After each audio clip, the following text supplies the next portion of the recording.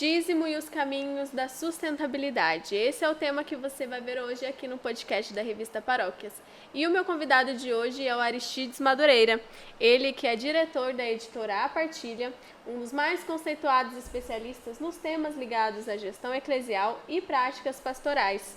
Além disso, é graduado em comunicação e em tecnologia em processos gerenciais. Missionário leigo há mais de 30 anos implantando a pastoral do dízimo no Brasil. Ele também é autor de várias obras publicadas pela editora A Partilha. Olá, Aristides, seja muito bem-vindo ao nosso podcast. Obrigado também a todos que nos assistem. É uma alegria poder estar mais uma vez, nesse projeto de formação, de integração da igreja aqui na Semana da Gestão Eclesial. Aristides, dando conceito ao nosso tema de hoje, qual é o principal meio de trabalhar a sustentabilidade nas paróquias hoje em dia? A primeira coisa importante que a gente tenha definido é sobre o que significa essa sustentabilidade. Então, sustentabilidade hoje é você atender as demandas atuais, essas que já nos circundam nas paróquias, sem comprometer as gerações futuras. Então, quando nós pegamos a Laudato Si, por exemplo, do Papa Francisco, ele nos fala exatamente de um cuidado com a casa comum. Porque hoje é preciso que nós compreendamos que não somos o centro do universo enquanto seres humanos e todas as coisas nos servem. Por exemplo, hoje nós vivemos num planeta e consumimos dele 30% a mais do que ele é capaz de produzir. E se as pessoas vivessem, por exemplo, como um americano vive, nós precisaríamos de 5 planetas para poder ter recursos suficientes para atender a população. Então, o que a gente percebe nós vivemos de uma maneira não sustentável hoje. Quando nós passamos para as nossas paróquias, é preciso que essa cultura de sustentabilidade ela perpasse os caminhos da economia, os caminhos da educação. Então, é uma compreensão nova, onde coloca o humano a serviço do humano, mas que também ele se integre aos meios que hoje nós vivemos. Então, as paróquias têm, através das pastorais, condições de fazer, através de projetos sociais. Nós hoje, por exemplo, temos uma infinidade de projetos sociais que nos colocam num caminho de sustentabilidade. Quando você fala, por exemplo, sobre hortas comunitárias, sobre a coleta de lixos dentro das paróquias para desenvolvimento de material orgânico vindo da compostagem. Hoje o Brasil, a Igreja do Brasil, ela exporta conhecimento de tantos projetos que nós temos sustentáveis, mas que muitas e muitas vezes não são divulgados, não são propagados, porque passa-se a ideia de que ele não está no caminho da evangelização. E o Papa vem nos dizer exatamente o contrário.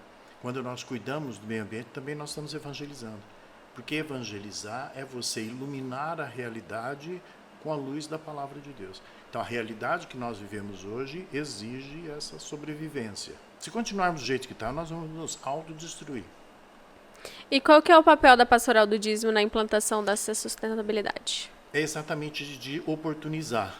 O dízimo, por exemplo, quando bem implantado numa paróquia, ele é dividido na sua gestão em 3 aspectos. A dimensão religiosa, ou seja, todas as necessidades que a nossa paróquia tem para poder ter a missa, para poder ter o culto, para poder ter um curso, um treinamento. Então está dentro da dimensão religiosa. Todas as despesas que nós temos com vinho, vela, flor, com salários, com veículos, com a estrutura em si, é a dimensão religiosa. E também a dimensão eclesial, que se confunde com essas duas. Depois nós temos a dimensão missionária, ou seja, nós precisamos preparar não apenas padres, mas leigos que possam anunciar o evangelho, que possam desenvolver projetos com os valores e princípios cristãos. E, por fim, nós temos a dimensão social.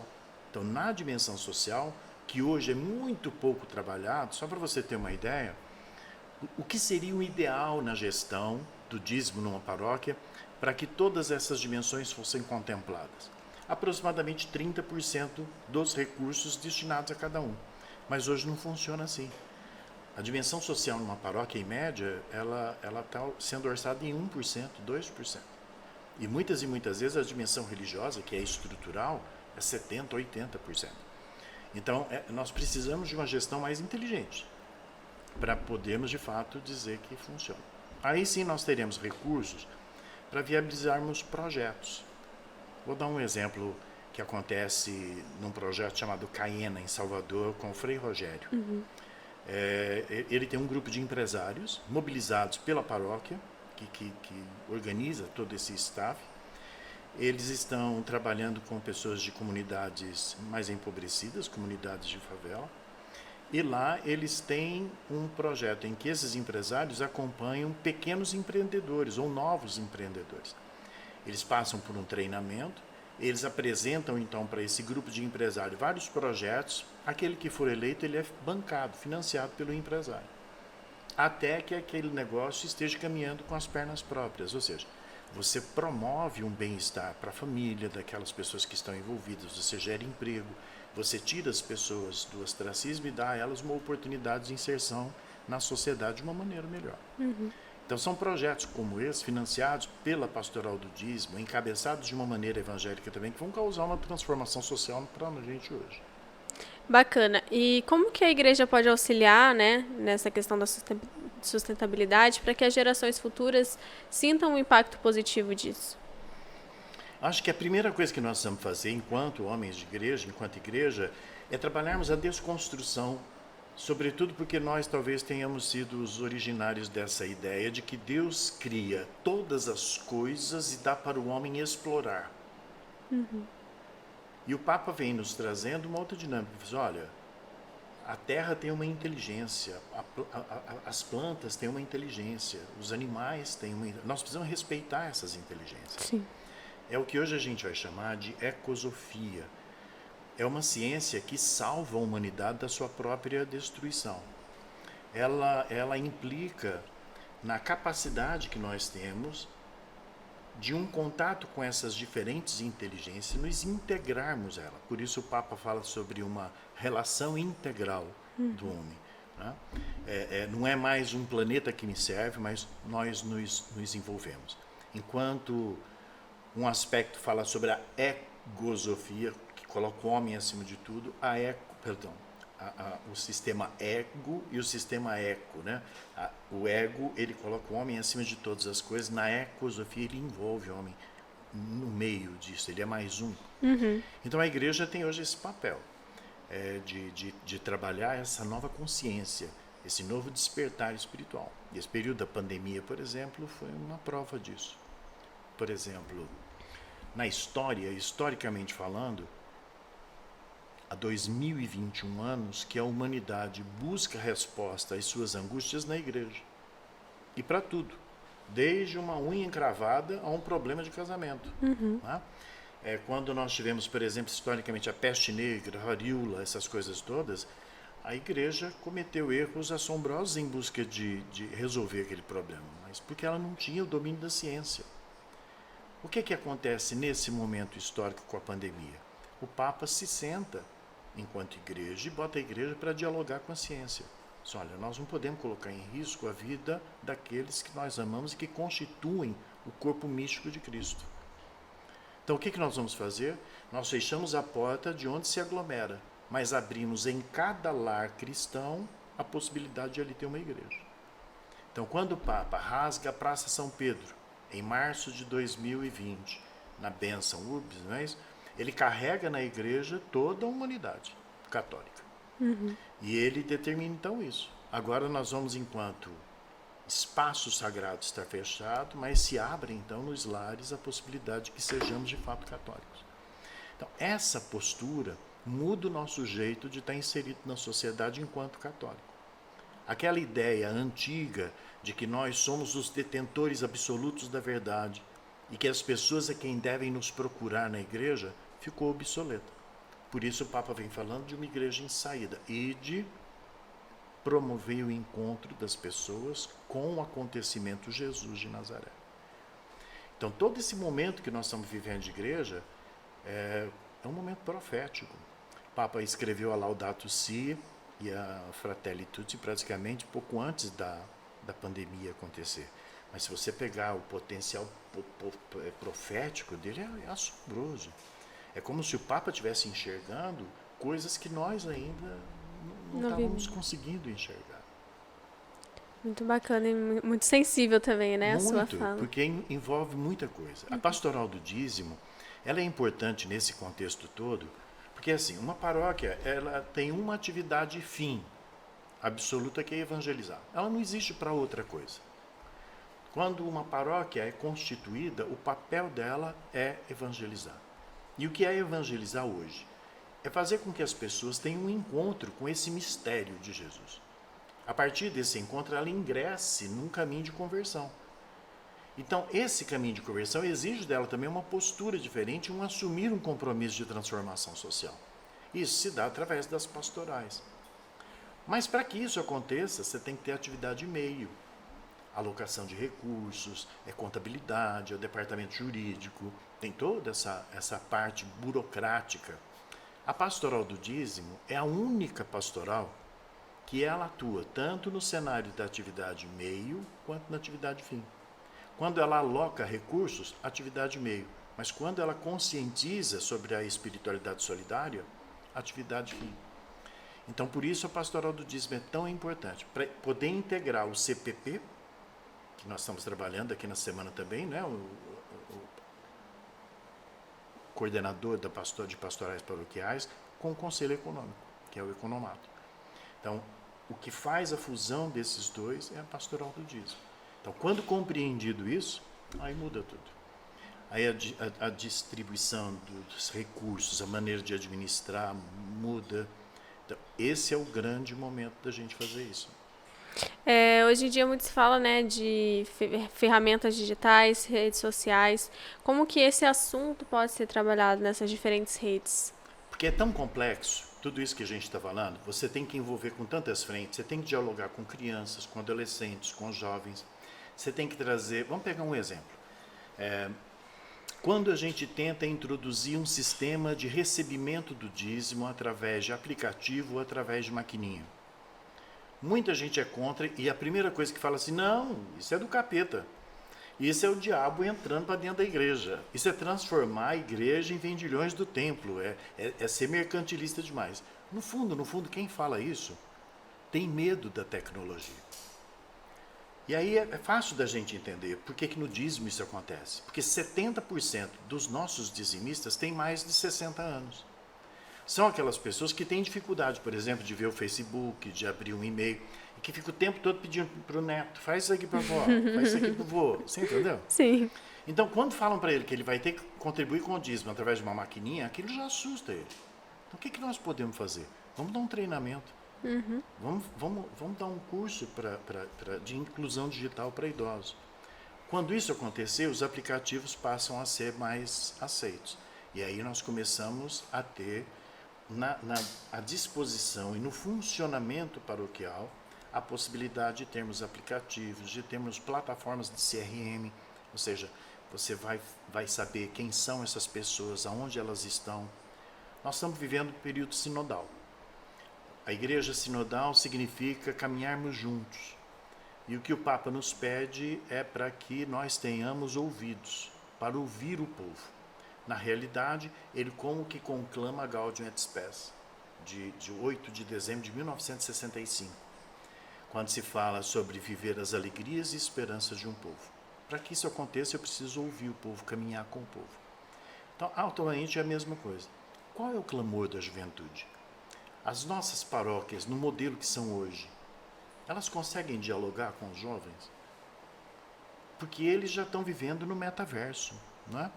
Eles já estão numa outra realidade. Meu afilhado tem 9 anos, ele já não usa Facebook, ele acha isso muito chato. Ele não usa Instagram, ele acha aquilo coisa de velho. Ele trabalha no Roblox, onde ele tem amizades lá dentro, no Slim, no Bebook, que são jogos interativos, onde ele já vive dentro desse universo metaverso. Semana ele vem me pedir R$50 para poder comprar bitcoins, para poder investir na área imobiliária. Meu sobrinho tem 9 anos de idade. Então, existe todo um novo conceito acontecendo, que eu me pergunto se a nossa catequese está preparada para essa criança. Ele tem uma dinâmica diferenciada. Será que vai funcionar botar ele dentro de uma sala e fazer catequese como se fosse aula? Será que isso vai dar certo? Será que isso não vai dispersar? Eles não vão começar a não querer participar mais? Eu acho que isso já acontece com a juventude, porque você tem numa paróquia 1000 crianças na catequese vão para o Crisma 200, 300. E quando termina o Crisma, você não consegue trazer 20 jovens para dentro da Pastoral da Juventude. Por quê? Porque nós, no meio do caminho, estamos perdendo a linguagem. Não conversamos Não com estamos eles. dialogando mais. E para dialogar, você precisa ouvir. Você precisa saber o que ele está vivendo, o que ele está precisando. Os nossos idosos, o que querem hoje? Como é que está a família? Será que aquela família tradicional, pai, mãe, morando dentro da mesma casa, será que isso vai continuar? Porque hoje nós já temos pai e mãe, mas morando em casas separadas. Nós temos a família com 2 pais, com 2 mães, com a mãe solteira, uma avó que toma conta do neto, enfim. Como é que nós vamos responder a essas demandas todas? E a pandemia nos trouxe outras demandas. Nós hoje temos uma nação de gente enferma, porque perdeu um ente querido e não pôde sequer enterrar. Então, isso é muito sério, porque deixa feridas com causas psicológicas seríssimas. Então, o que nós da igreja estamos fazendo para essas pessoas? Muitas e muitas, nada. Eu, por exemplo, passei por um tratamento de câncer. Sim. E a minha pergunta sempre é assim, o que nós temos na igreja que possa dar um apoio para quem está passando por isso ou para a família? Nós temos a Pastoral da Saúde, mas ela não tem absolutamente nenhum serviço nesse aspecto. Então, nós não fazemos parte de um trabalho de acompanhamento, de um acompanhamento humanizado para pessoas acometidas com câncer. E aí você pensa nisso, no Alzheimer, no Parkinson, as crianças com síndrome de Down, por exemplo.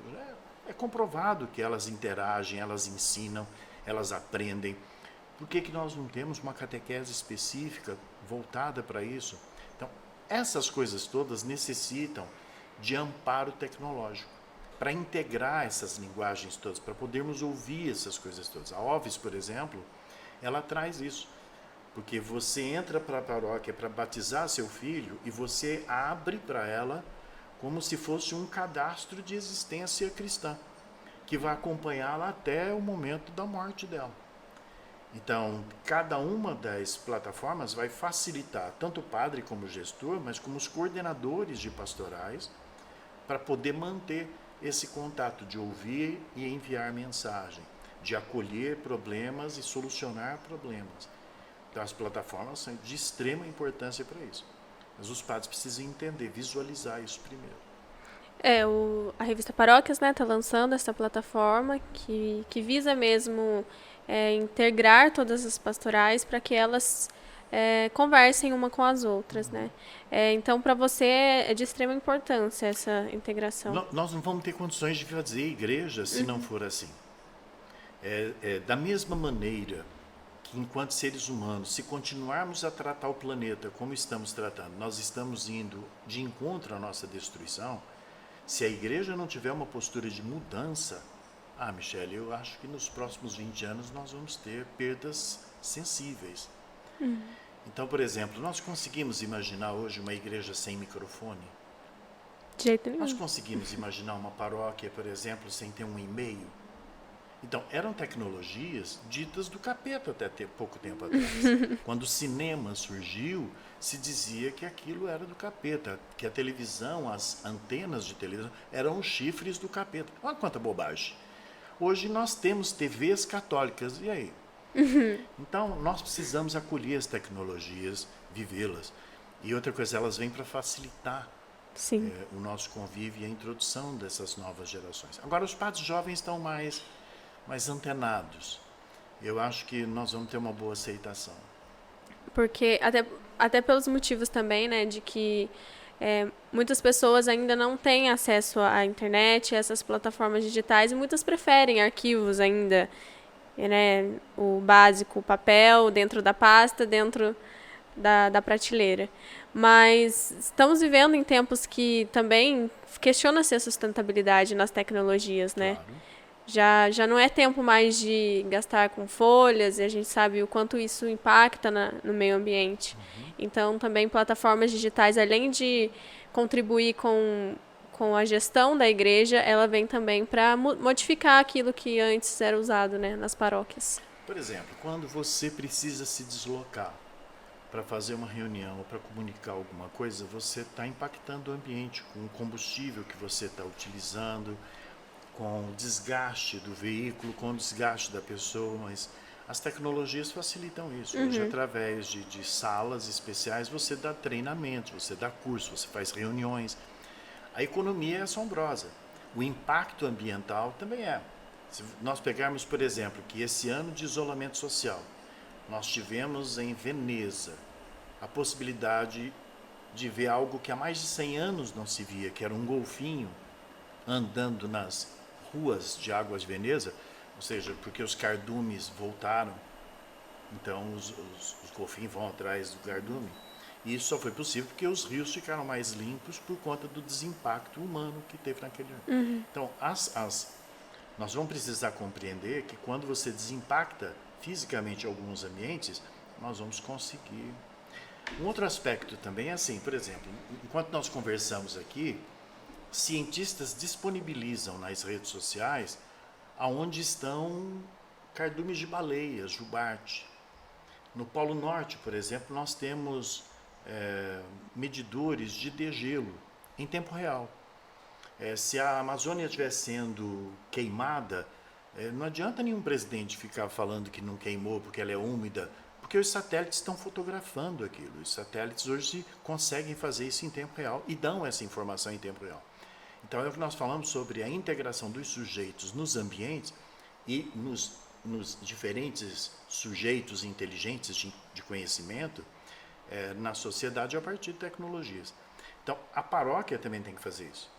Uma coisa que é curiosa para a gente... Eu estou falando demais, eu paro aqui. Não, imagina, continua.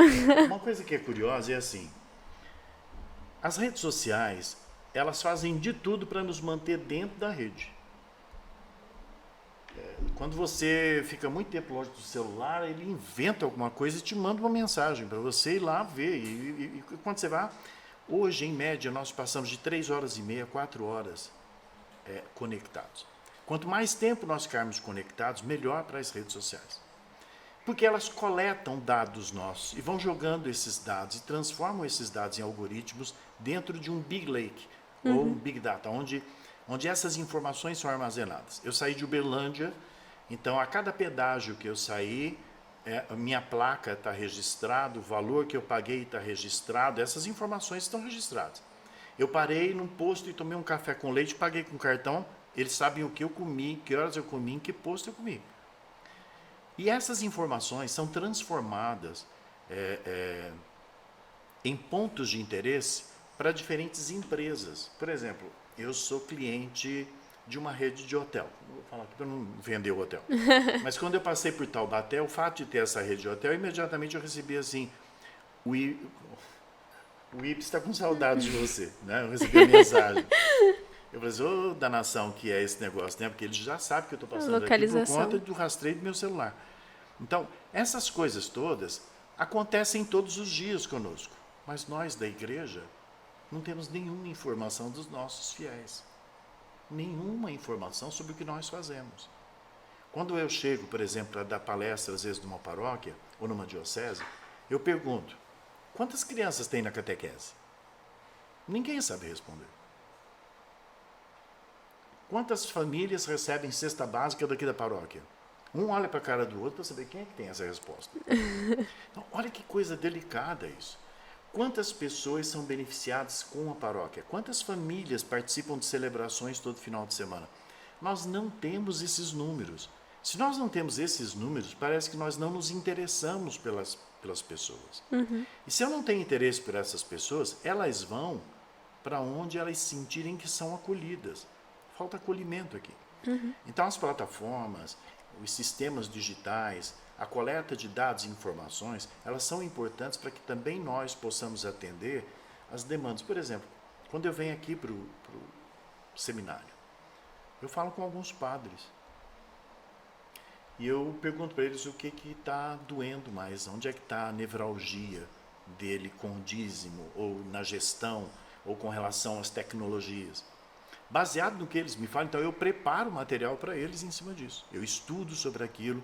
Então, essa necessidade que eu tenho de querer responder uma demanda dele, não uma vontade minha do que falar.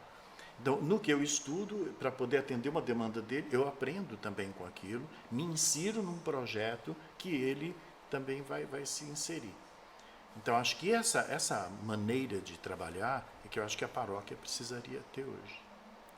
Muito, muito legal, muito importante a sua fala, né? Para que as pessoas, elas tirem um pouco, né? Esse preconceito que muitas têm, que você falou mesmo, de coisas do passado e hoje, com as novas ferramentas, as novas tendências e tecnologias, a igreja também precisa se atualizar. Acho que nós precisamos entender o que significam hábitos, costumes, com aquilo que são valores. Então, durante muito tempo, as mulheres tinham muito medo de usar calça comprida. Porque Joana d'Arc foi queimada porque usou roupa de homem. Não é?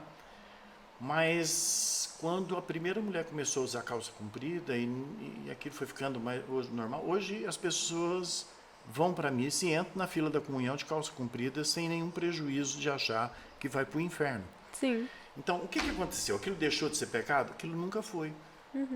Mas não se tinha um conhecimento, um desenvolvimento intelectual suficiente para poder abraçar aquela nova possibilidade.